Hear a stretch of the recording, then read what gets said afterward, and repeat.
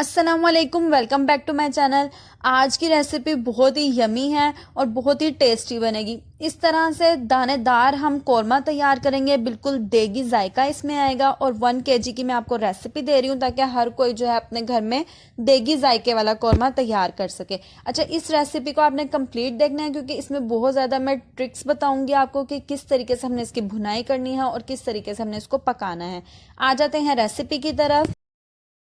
अच्छा, जिस पैन में मैंने इसको पकाना है गलाना है वो पैन मैंने ले लिया है और हड्डी वाला यहाँ पे मैंने गोश्त लिया। गोश्त आपकी अपनी चॉइस है कि आपको किस तरह का चाहिए, हड्डी वाला चाहिए या बोनलेस चाहिए।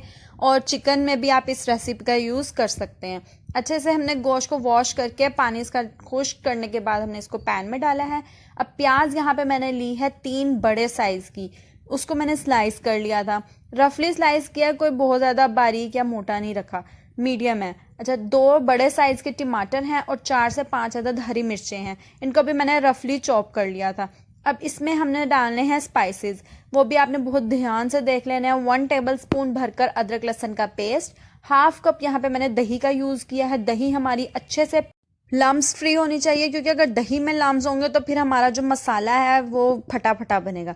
1 टेबल स्पून यहाँ पे मैंने नमक शामिल किया है। 1 टेबल स्पून पिसी हुई लाल मिर्चें शामिल करूंगी और हाफ टेबल स्पून यहाँ पे मैंने हल्दी का लिया है।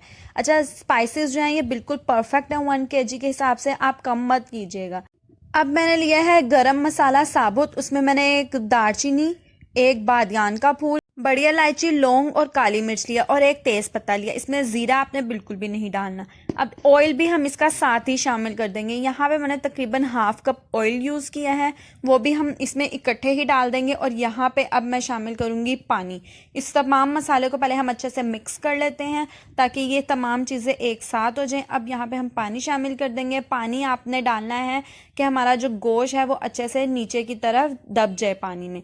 और जो अगर आप इसको हाई फ्लेम पे पकाएंगे तो इसका जो है रस वो ज़्यादा नहीं निकलेगा हड्डियों का, इसलिए आपने इसको जो है मीडियम लो फ्लेम पे पकाना है।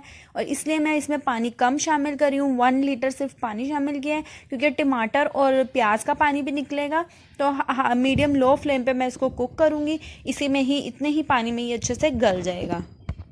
इतने आप जल्दी से मेरे चैनल को सब्सक्राइब कर लें और वीडियो को लाइक शेयर कमेंट ज़रूर करिएगा। अच्छा, इस रेसिपी को जो है आप चिकन के साथ भी बना सकते हैं और उसको आप जो है चिकन के टाइमिंग के हिसाब से जल्दी जल्दी पका सकते हैं क्योंकि बीफ है, इसको गलाने के लिए हमें थोड़ा सा टाइम ज़्यादा लगता है। तो इसको मैंने गलने तक जो है अपने दूसरे पैन में शिफ्ट कर लिया है। यहाँ पे जो मेरा गोश्त है वो अच्छे से गल चुका है, बहुत ज़्यादा मैंने उसको सॉफ्ट नहीं किया अभी, लेकिन अच्छे से गल चुका है। इसको मैंने इस पतीले में क्यों शामिल किया है इसका भी एक रीज़न है, वो मैं आपको वीडियो में ही बताऊंगी, इसलिए वीडियो को लास्ट तक देखिएगा। अब यहाँ पे मैंने यूज़ किया है कौरमा मसाले का पैकेट क्योंकि इससे ज़रा अच्छा सा एक फ्लेवर आ जाता है। देग में भी जब हम कौरमा बनवाते हैं अपने जो शेफ़ होते हैं उनसे, तो वो भी लाजमी जो है पैकेट का यूज़ करते हैं क्योंकि इससे ना अच्छी सी खुशबू भी आ जाती है और फ्लेवर्स भी अच्छे हो जाते हैं। जो 1 टीस्पून यहाँ पे भरकर मैंने गरम मसाला पिसा हुआ शामिल किया।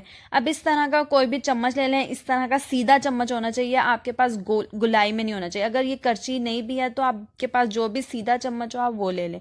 अच्छा, अब हमने क्या करना है कि इसको अच्छे से हमने अब इसकी भुनाई करनी है। इसकी भुनाई का टाइम ज़्यादा है, तकरीबन 15 से 20 मिनट तक जो है मैंने इसको भूना है, उसके बाद ये इस कंडीशन में है। और इसकी भुनाई का तरीका आप देख लें कि हमने गोल गोल नहीं इसको घुमाना, आगे पीछे करना है और नीचे से खुरसते रहना है ताकि ये लगे भी नहीं। ऑयल निकलने तक हम इसको पका लेंगे और जितना पानी आप इसमें शामिल करना चाहें ग्रेवी के लिए वो आप कर सकते हैं। यहाँ पे मैं बहुत ज़्यादा इसको पतला नहीं करूँगी।